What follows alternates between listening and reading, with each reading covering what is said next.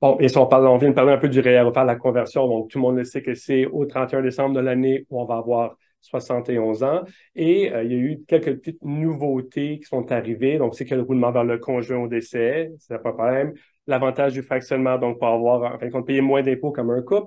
Mais là, on avait déjà pour le REER la possibilité de transférer des fonds de pension qui viennent d'ailleurs, comme un 401k ou un IRA aux États-Unis ou d'autres endroits, vers le REER. Et maintenant, on peut le faire aussi vers un FER pour quelqu'un qui est en décaissement ou qui est sur le bord de décaisser. Oui, Mais ce que j'ai pu comprendre avec nos discussions, c'est que c'est pas l'institution financière qui doit faire ce transfert-là, tout c'est à un fait. comptable. Tout à fait. OK. Parce que c'est pas un transfert direct. Donc, c'est vraiment un retrait du fonds de pension étranger. Donc, il est possible qu'il y ait une retenue à la source de l'étranger qui soit faite Mhm. et une contribution dans notre IR et maintenant dans notre FER. Donc, il y a une implication, il va y avoir une inclusion du brut Oui. retiré à l'étranger dans notre déclaration canadienne, puis une déduction pour ce qu'on va avoir contribué dans notre IR ou dans notre FER. Puis la retenue étrangère, on va peut-être, et c'est là qu'il faut vérifier avec un comptable, la récupérer via les crédits d'impôt étrangers. Donc, il y a vraiment toute une démarche à faire avant de procéder. Est-ce que je vais récupérer l'impôt Mhm. étranger ou pas?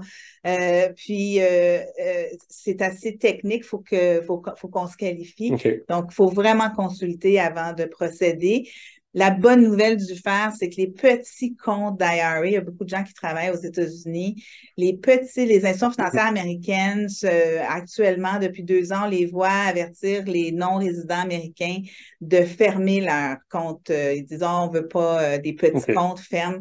Donc là, ben, pour les gens plus âgés qui avaient déjà Oui. 71 ans, ben, on a une option. Voilà. Puis là, j'assume que ça n'impacte pas l'espace réel que la Ça personne n'impacte a, pas, comme tout c'est à déjà un fait. produit qui était déjà enregistré. C'est une déduction spéciale, On entre l'a fait. guillemets. Oui, On tout l'a fait. à fait. Super.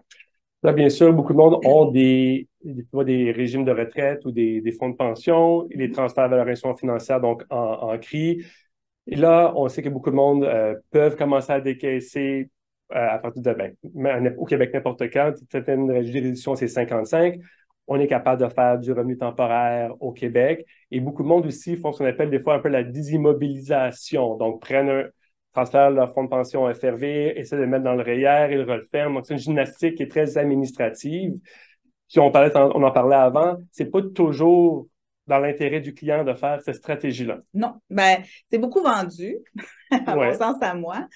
Mais il faut se poser la question, est-ce que j'ai vraiment besoin que mes fonds soient désimmobilisés? Est-ce que j'ai vraiment besoin de cet accès-là? Parce que la gymnastique, comme tu Mhm. le mentionnes, Nicolas, dans la déclaration d'impôt, quand on passe quand on transfère d'un fer à un rire, c'est comme si on décaissait l'entièreté de Mhm. notre fer. Donc, ici, notre FRV, c'est un fer, et qu'on contribuait au rire, une Mhm. contribution spéciale. Ici, c'est notre CRI.